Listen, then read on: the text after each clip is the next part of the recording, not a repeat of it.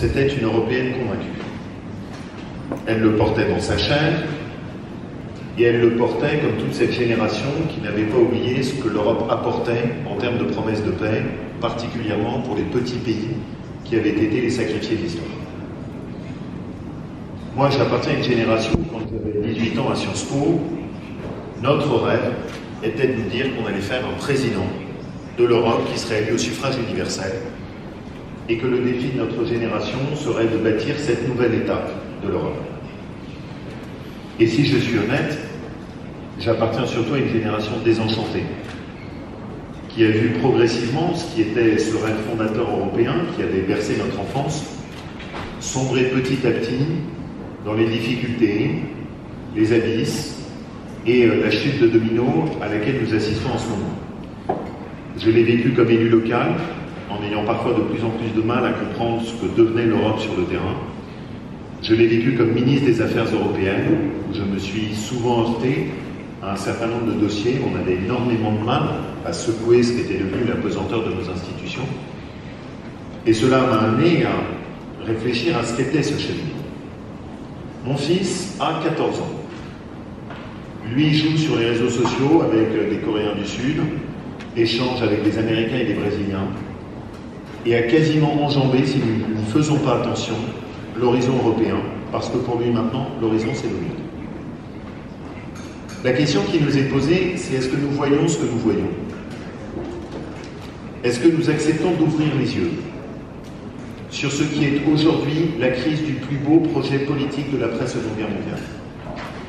Ou est-ce que nous continuons à nous bercer de douces illusions et à croire que tout le monde partage la vision que nous pouvons avoir ici, et que cela nous épargne une profonde et fondatrice remise en cause qui ne passe pas uniquement sur la question de savoir si les critères de Maastricht sont bons, mauvais, s'il faut bouger à la marge tel ou tel fonctionnement des institutions. Est-ce que nous décidons de faire ce qui est cette belle phrase à laquelle invitait Charles Péguy, grand poète français, « Il faut dans la vie avoir le courage de voir ce que l'on voit ». Qu'est-ce que l'on voit aujourd'hui? Que s'est-il passé? Le domino s'effondre à une vitesse qui est vertigineuse. L'Italie, vous en parliez, pays, je regardais encore, qui il y a 5 ans, dans les sondages, était à 70% dans le soutien de la construction européenne. Et qui a aujourd'hui basculé dans l'euroscepticisme, pas seulement dans les élections, mais majoritairement dans les sondages. La France est-elle différente? La France n'est en rien différente. Elle a juste un scrutin et un système de suffrage universel et d'élection qui est d'une brutalité inouïe et qui fait en sorte que celui qui arrive vaguement au premier tour écrase ensuite la totalité du reste du fonctionnement de la démocratie française. Mais la réalité, si vous la regardez, c'est que vous êtes en France exactement avec les mêmes niveaux d'euroscepticisme, vous êtes exactement avec la même défiance d'extrême droite et d'extrême gauche, et vous êtes avec des résultats qui sont totalement comparables avec tout ce qui a atteint les autres démocraties européennes. Et si aujourd'hui vous aviez un référendum en France sur l'issue de l'Europe, je ne parierais pas beaucoup sur son issue, et je ne parierais pas qu'elle soit fondamentalement différente de ce qui a pu être connu de l'autre côté du Royaume-Uni. Maintenant, l'Europe s'est construite sur une démocratie. Il y a cette belle phrase sarcastique de Bertolt Brecht que j'aime bien, « Le peuple a mal voté, il faut dissoudre le peuple ». C'est une bonne idée, mais en démocratie, je ne suis pas sûr que ce soit promu à un grand avenir. Nous sommes tous ici bien éduqués. Nous sommes tous ici avec un niveau de vie qui est très vraisemblablement très largement supérieur à la moyenne de nos compatriotes européens. Et nous pouvons tous continuer à penser que nous avons la vérité, que nous avons le bon cap, et que le peuple, lui, ne comprend pas ce que nous allons faire, malgré lui, pour son bien. C'est un chemin. C'est un chemin que nous avons beaucoup emprunté dans les années passées, et c'est un chemin qui nous a envoyés violemment dans le mur. Si nous continuons sur ce chemin en France, cela aboutira à l'implosion définitive du projet européen. L'autre option, c'est voir ce que nous voulons voir.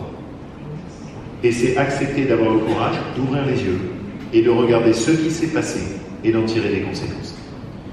Il y a pour moi 2 chemins qui sont tout aussi néfastes pour l'Europe l'un que l'autre. Le premier, c'est celui de l'extrême droite, qui consiste à proposer la sortie de l'Europe, l'abandon de l'euro, l'isolement de la France. ce projet-là est catastrophique, et pour la France, et pour l'avenir de l'Europe. Mais le deuxième projet, qui est tout aussi catastrophique, c'est celui qui consiste à faire exactement les mêmes discours qu'il y a 30 ans. Exactement le même loubi-boulga, avec le même assemblage, des mêmes paroles creuses, des mêmes projets tous plus utopiques les uns que les autres, tous plus coupés des réalités et des attentes de nos compatriotes les uns que les autres. Je vais le dire exactement comme je le pense, avec un propos politique, c'est parfois les accents qu'on trouve dans le président de la République. Pour ceux qui sont des fédéralistes, cela peut être flattant pour l'opinion. Mais il faut juste comprendre que c'est exactement le monde d'hier qui a abouti à amener l'Europe là où elle est aujourd'hui et qui conduira aux mêmes échecs et aux mêmes apories électives. Nous ne pouvons pas continuer à promettre à nos compatriotes le même projet. Toujours plus de construction administrative européenne, toujours plus de fiscalité et de taxes, toujours plus de commissions sans l'avoir refondée. Si nous continuons dans ce chemin, nous aboutirons exactement au même échec et ce sera le naufrage de l'Europe.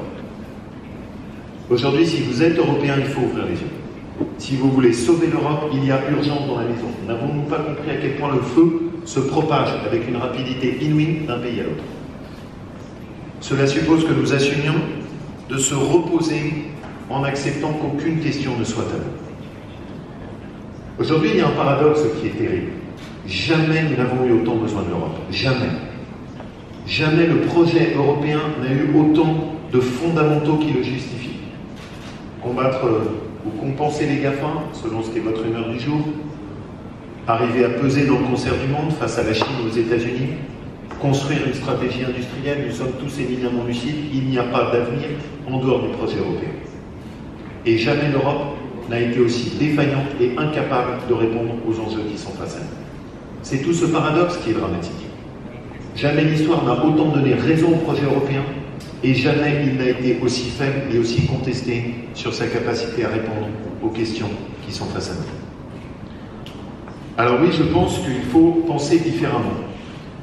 Je pense que la pratique de l'espéranto, telle que parfois peut le faire quelqu'un que j'adore, Guy Verhofstadt, mais qui nous amène tous dans le mur avec le même discours depuis 30 ans, ne peut pas constituer une voie de sortie pour le projet européen. Je pense que, comme le disait Tocqueville, dans une démocratie, il est toujours dangereux de danser au-dessus du volcan. Il faut que nous acceptions de nous poser un certain nombre de questions fondatrices destinées à remettre le projet européen la tête à l'envers. Au fond, il y a pour moi 3 crises. Et c'est en fonction de ces 3 crises qu'il faut rebâtir l'Europe. La première, vous connaissez tous, je suppose, le Léviathan. Léviathan, très belle construction politique du philosophe Hobbes, qui analyse ce qu'est la raison d'être de toute construction politique. Nous aspirons tous à être libres, indépendants et autonomes.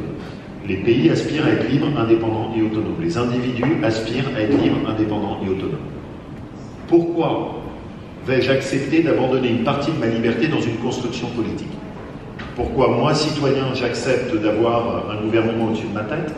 Pourquoi moi, État souverain, chiffres, allemand, italien, français, j'accepte que l'Europe décide en partie à ma place? À une seule condition, c'est que la construction que je fais naître, le Léviathan, me protège de façon plus efficace que si je suis seul. C'est la base de toute construction politique, la protection. Si une construction politique n'apporte pas la démonstration de sa capacité à protéger, elle est condamnée. Le premier problème aujourd'hui de l'Europe, c'est que pas un seul de nos compatriotes considère que l'Europe ne nous protège. La crise migratoire, ce n'est pas juste la question de la gestion de la migration, c'est la capacité de l'Europe d'apporter la démonstration qu'elle est capable de protéger.